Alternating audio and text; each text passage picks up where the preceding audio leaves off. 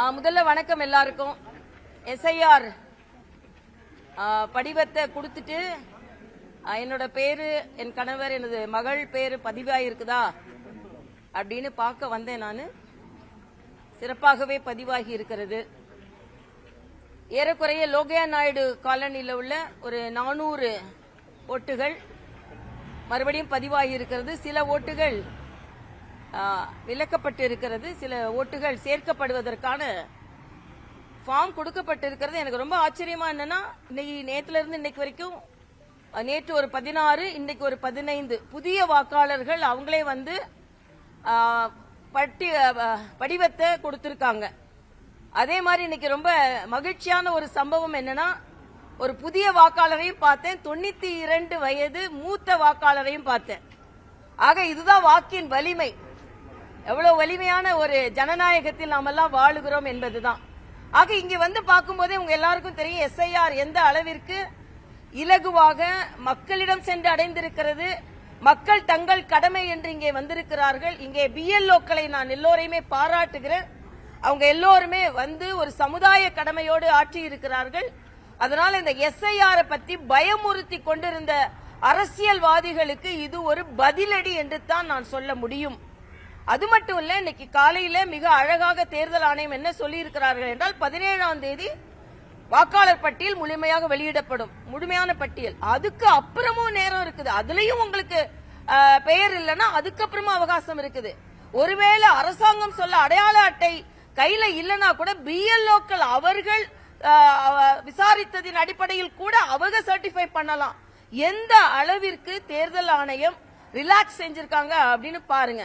தேர்தல் ஆணையம் ரிலாக்ஸ் ஆக ஆக மத்தவங்களுக்கு எல்லாம் டென்ஷன் ஆயிடுறாங்க, அரசியல்வாதிகள் எல்லாம் டென்ஷன் ஆயிடுறாங்க, சில அரசியல்வாதிகள். அதனால இந்த எஸ்ஐஆர் 2026க்கு பின்னால பண்ணலாம், 6க்கு பின்னால பண்ணலாம்னா 1 கோடி பேரை வந்து பொய்யா வாக்களிக்க வச்சுட்டு பின்னால செய்து ஜனநாயகம் எப்படி காப்பாற்றப்படும்? இன்னைக்கு உண்மையிலே நான் இங்க சொல்றேன். அவங்க என்ன சொன்னாங்கன்னா, நீங்க இன்னைக்கு வந்த வரைக்கும் என்னோட இந்த பூத்துல எலிஜிபிள் வாக்காளர்கள் யாராவது நீக்கப்பட்டு இருக்கிறார்களா என்று கேட்டேன்.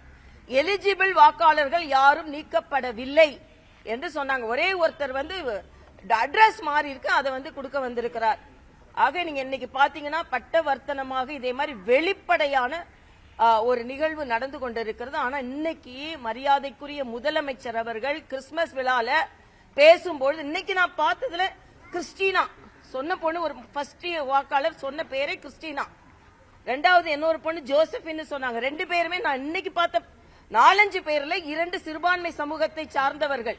சிறுபான்மை சமூகத்தை சார்ந்தவர்கள்னா உங்களுக்கு நாங்க ஃபார்மை கொடுக்க மாட்டோம், உங்க ஓட்டெல்லாம் நாங்க டெலீட் பண்றோம் நான் சொல்றாங்க.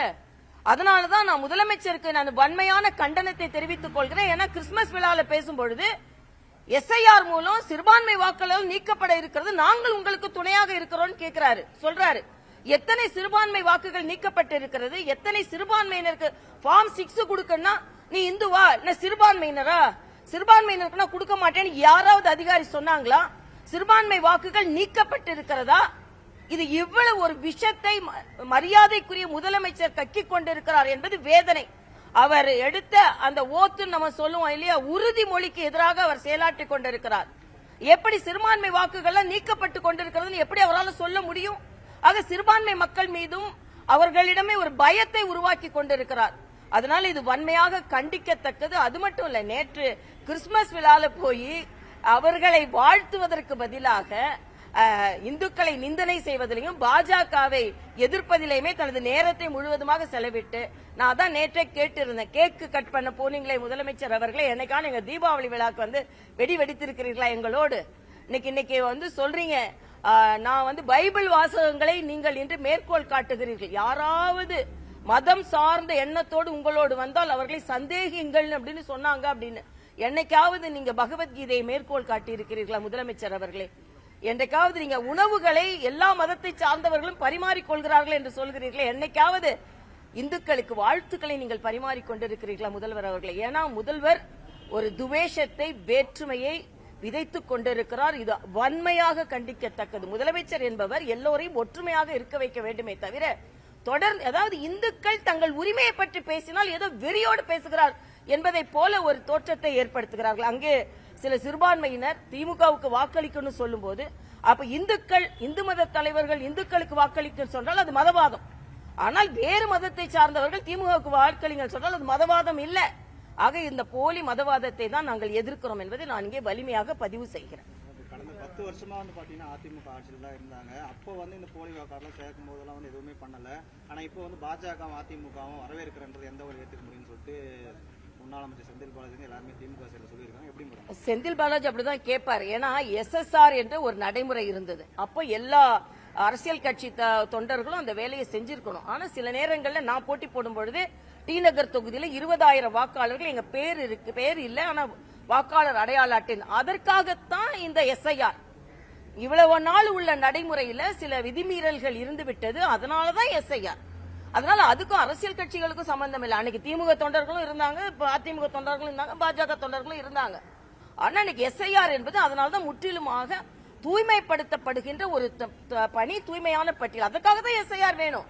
மறுபடியும் அதே வாக்காளர்கள், இறந்தவர்கள், இடமாற்றம் செய்யப்பட்டவர்கள், டபுள் வாக்காளர்கள் என்று சொல்லுகின்ற இரட்டை வாக்காளர்கள் இவங்கெல்லாம் இருந்திடக்கூடாது என்பதற்காக தான் SIR. ஆக இன்னைக்கு 1 கோடி வாக்காளர்கள் நீக்கப்பட்டதன் மூலமாக ஏறக்குறைய SIR என்பது தேவை என்பது வலியுறுத்தப்பட்டிருக்கிறதா இல்லையா? இதான் நான் கேட்கின்ற கேள்வி. இல்லன்னா இந்த 1 கோடி வாக்காளர்களும் அது இரட்டை வாக்காளர்கள் இன்னைக்கு என்ன சொல்லலாம், மறுபடியும் பணி அவங்க பட்டியல் கொடுத்து வாக்காளராக சேர்க்கப்படலாம். ஆனா இன்னைக்கு கூட பாத்தீங்கன்னா பெருசா யாரும் சேர்க்க வரல, யாரும் டெலீட்டும் பண்ணல. இந்த பகுதி மக்கள்லாம் இங்க வந்து கொண்டு இருக்கிறாங்க, வெளிப்படையா லிஸ்ட வச்சிருக்கிறாங்க.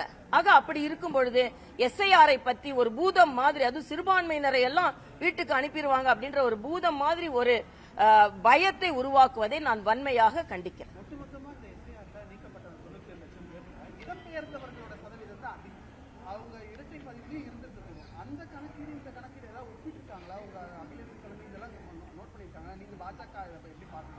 இல்ல இப்ப நான்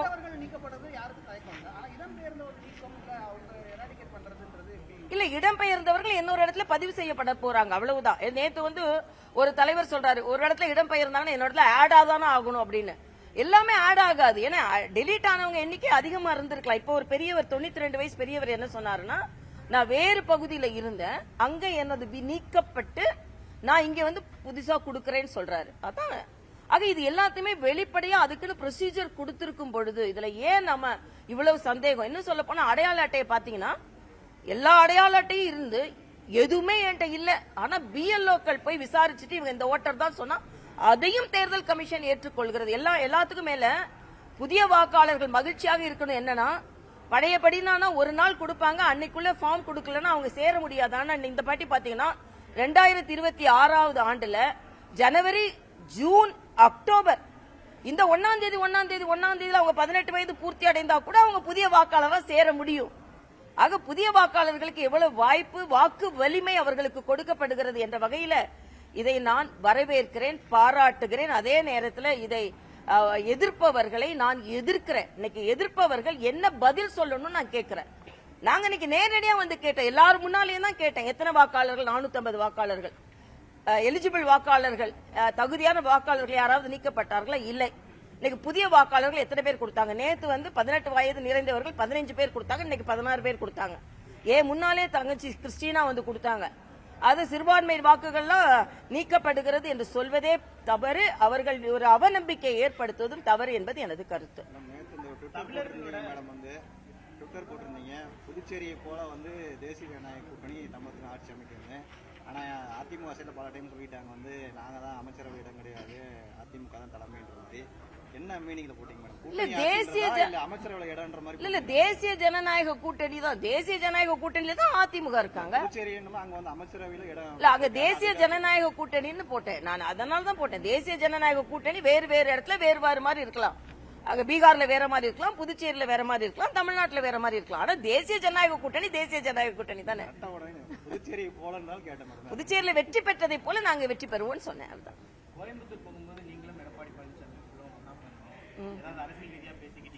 ஆமா பேசணும், ஒன்னாதான் போறோம், அதனால ஒன்னா போகணும். தேர்தல்ல ஒன்னா போறோம், அதனால விமானத்திலயும் ஒன்னா போகணும். இதுல என்ன பிரச்சனை இல்ல. அரசியல் தான் பேசணும். அரசியல் பேசலாம் நான் சொல்ல மாட்டேன், அரசியல் தான் பேசணும். அந்த நம்பிக்கையில தான் பாஜக அதிமுக கூட்டணி வெற்றி பெறும்ன்றது நான் தெளிவா சொல்றேன். அதனால நிச்சயமா அண்ணன் எடப்பாடி அவர்கள் தலைமையில ஆட்சி அமையும், பாஜக அதற்கு துணை நிற்கும், பாஜகவும் வெற்றி பெறும்.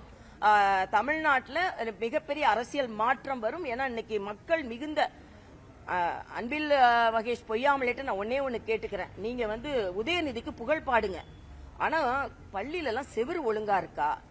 குழந்தைங்களுக்கு பக்கத்துல போற வழி சரியா இருக்கா? ஒரு இடத்துல செவுரு விழுந்துருச்சு, ஒரு இடத்துல பாம்பு கடிச்சிருக்கு, ஒரு இடத்துல பாம்பு போய் கடிச்சிருக்குதுங்க. ஆசிரியர் வராங்களான்னு பார்த்தா பாடம் வருதான்னு பார்த்தா பாம்பு வருதுங்க. என்னங்க நடக்குது இங்க தமிழ்நாட்டுல? கல்லூரி பள்ளிக்குள்ளே கொலை நடக்குது.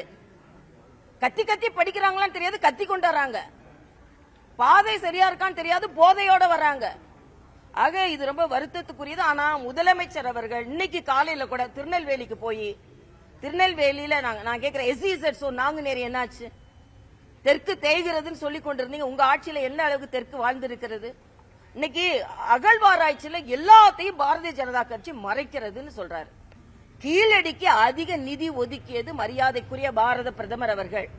கீழடியில அதை ஆரம்பித்து வைப்பதற்கு அன்றைய சுற்றுலாத்துறை அமைச்சர் டாக்டர் மகேஷையும் அதே மாதிரி மரியாதைக்குரிய நிர்மலா சீதாராமன் அவர்களையும் கூட்டிட்டு போனது நானு. அந்த நேரத்தில் கம்யூனிஸ்ட் கருப்பு கொடி காட்டினாங்க. இந்திய கூட்டணியை சார்ந்தவர்கள் இன்றைக்கு இந்திய கூட்டணி சார்ந்த கருப்பு கொடி காட்டினாங்க. ஆனா அதே மாதிரி இன்னைக்கு ஆதிச்சநல்லூர், இன்னைக்கு நமது அகழ்வாராய்ச்சிகளுக்கு ஒரு எக்ஸிபிஷன் வேணும்னு, அருங்காட்சியகம் வேணும்னு அடிக்கல் நாட்டியது மரியாதைக்குரிய நிர்மலா சீதாராமன் அவர்கள். யூபிஏ அரசாங்கத்துல எவ்வளவு செஞ்சீங்க? எத்தனை அருங்காட்சியகம் ஓபன் பண்ணீங்க? எத்தனை ரயில் விட்டீங்க? எத்தனை விமான நிலையங்களை விரிவுபடுத்தினீங்க? எத்தனை போர்ட்டை விரிவுபடுத்தினீங்க? எல்லாத்தையும் பட்டியலிடட்டும். என்னால 2014 இருந்து 2024 வரை மோடி அரசு தமிழ்நாட்டுக்கு என்னெல்லாம் செஞ்சதுன்னு பட்டியலிட முடியும். ஆனா நீங்க கூட்டணியில இருந்த 20 ஆண்டுகள், ஏறக்குறை 20 ஆண்டுகள் தமிழ்நாட்டுக்கு என்ன செஞ்சீங்கன்னா ஒன்னும் பதில் சொல்ல முடியாது முதலமைச்சர் அவர்களால். நான் இன்னைக்கே சவால் விடுறேங்க. நான் NDA அரசாங்கத்துல என்னென்ன தமிழகத்திற்கு செஞ்சோன்னு அடிப்படை கட்டமைப்பில் இருந்து, வந்தே பாரத் ட்ரெயின்ல இருந்து, மருத்துவக் கல்லூரிகள் கொடுத்ததில் இருந்து என்னால பட்டியலிட முடியும். யூபிஏ அரசாங்கத்துல நீங்க 5 அமைச்சர் வச்சுட்டு என்ன செஞ்சீங்கன்னு முதல்ல நான் கேட்கிறேன். சும்மா காலையில ஆரம்பிச்சு ஒன்றிய அரசு ஒன்றிய அரசு ஒன்றிய அரசு. நான் கேட்கிறேன், திடீர்னு முதலமைச்சரை கனவுல அவங்க ஆட்சியில இருக்கும்போது அது மத்திய அரசு, பிஜேபி ஆட்சியில இருந்து அது ஒன்றிய அரசு. திடீர் காலையில இருந்து மக்களுக்கு சலிச்சு போச்சுங்க. நேற்று கிறிஸ்துமஸ் விழாவிலையும் பாஜக ஒன்றிய அரசு, இன்னைக்கு காலையில திருநெல்வேலியில போய் அங்கேயும் ஒன்றிய அரசு. நீங்க என்னதான் மக்கள், நீங்க சொல்ல சொல்ல சொல்ல எவ்வளவு ஒன்றிய அரசை பார்த்து மிரண்டு போய் இருக்கிறீர்கள் என்று நன்றாக தெரிகிறது. எல்லாத்துக்கும் மேல திருப்பரங்குன்றம். திருப்பரங்குன்றத்தில் ஒரு பூரணச்சந்திரன் இன்னைக்கு உடல் முழுவதும் தீக்கொளித்து அவரை பத்தி மோசமாக சமூக வலைதளங்கள்ல பதிவிடுறீங்க. ஒருத்தர் கேட்கிறாரு, தமிழ்நாடு முழுசா பத்தி எரியுதான்னு கேட்கிறார். பத்தி எரியணும்னு நினைக்கிறீங்களா? இதுதான் இந்துக்கள்ங்க. இந்துக்கள் நாங்க அமைதியா அவங்க இருந்து ஓட்டுல காமிக்க போறாங்க. மற்றவர்கள் பத்தி எரிஞ்சதுன்னா பாத்தீங்களா பாத்தீங்களா பாத்தீங்களா மதவேற்றை ஏற்படுத்துறாங்கன்னு சொல்றாங்க. அவங்களுக்காக நாங்க வருத்தப்படுகிறோம்.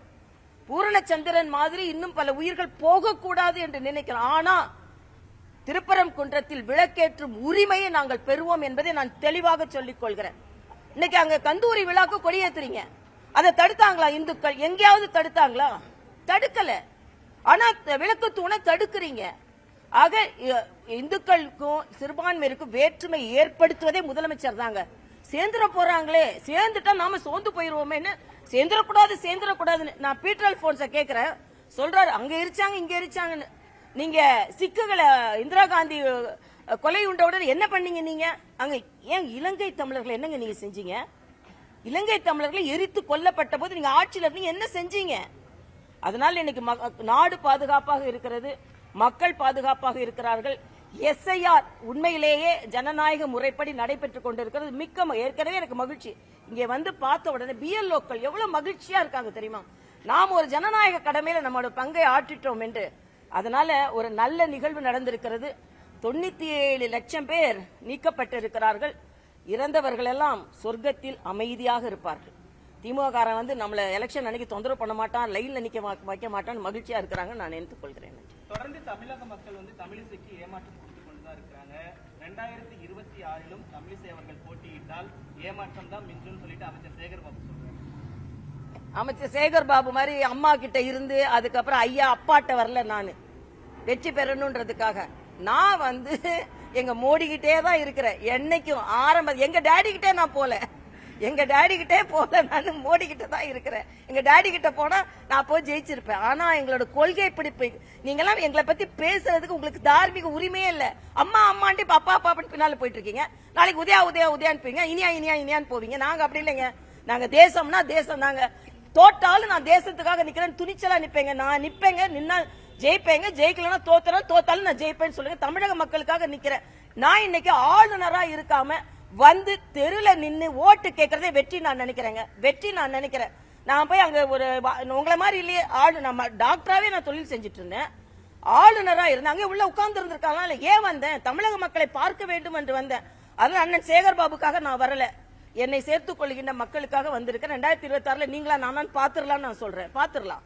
திருப்பரங்குன்றத்தில் நீ சிரித்தால் அங்கே திருப்பரங்குன்றத்தில் திருப்பங்கள் வரும்னு சொல்றேன். அதனால நிச்சயமாக மாற்றங்கள் வரும் என்பதை நான் தெரிவித்துக் கொள்கிறேன். பாஜக ஆளாத மாநிலங்கள்ல அமலாக்கத்துறை அதிக கவனம் செலுத்துதுன்னு முன்னாள் மத்திய நிதியமைச்சர் ப. சிதம்பரம் ப. சிதம்பரம் நான் கேட்கிற ஒரே ஒரு கேள்விதான் ப. சிதம்பரத்தை கேட்கிறேன். நிதி அமைச்சரா இருந்து தமிழக மக்களுக்கு நீங்க கொண்டு வந்தது என்ன? தம்பி கார்த்திகே சொல்றாரு, நாங்க கொஞ்சம் சிவகங்கைய பார்க்காம விட்டுட்டோம், அதனால மன்னிச்சுக்கோங்க. அவங்க கான்ஸ்டிடியூன்சிக்குள்ளே ஒரு ஊரை அவங்களால பார்க்க முடியல. ஆனா இன்னைக்கு சொல்றாங்க, அவர் சொல்றாரு இன்னைக்கு காந்தி கொல்லப்பட்டாராம். எப்படி? மீண்டும் ஒரு முறை கொல்லப்பட்டார். முதல்ல கொன்னது யாரு? அதாவது இல்ல ரொம்ப கவலை அளிக்கக்கூடியதா ஒன்றது. இந்த காங்கிரஸை கலைத்து விடுங்கள் என்று சொல்லி அந்த காந்தியோட பேரை கேட்காம அந்த காங்கிரஸை வச்சிருக்கிறதுனால தான் நீங்க தான் காந்தியை கொன்று கொண்டு இருக்கிறீர்கள். காந்தியின் உள்ளத்தை கொன்று கொண்டு இருக்கிறீர்கள். காந்தி சொன்னாரு, நான் வச்சிருக்க காங்கிரஸ் கிடையாது இதுன்னு. கலைச்சு விட சொன்னாரா இல்லையா? என்ன காங்கிரஸ் நீங்க வச்சிருக்கீங்க? ஊழல் மிகுந்த காங்கிரஸ். ஊழல் மிகுந்த காங்கிரஸ் பார்க்க கூடாதுன்னு காந்தி அதை கலைக்க சொன்னார். இன்னைக்கு மரியாதைக்குரிய சிவராஜ் சிங் சௌஹான் மிக அழகாக சொல்லி இருக்கிறார். 125 நாள் வேலை, பதிவுபட்ட வேலை. அவர்களுக்கு வேலை இல்லாத நாட்களில் அவர்களுக்கு கேரண்டி. அதே மாதிரி பணியில் நிரந்தரம் அவங்களுக்கு. ஆக இது விரிவுபடுத்தப்பட்டிருக்கிறதை தவிர மறைக்கப்படவில்லை. பெயர்ல தான் மகாத்மா காந்தி இருக்கு, இல்ல அவர் பணியில் இருக்கிறார் என்பதை நான் தெரிவித்துக் கொள்கிறேன். நன்றிப்பா.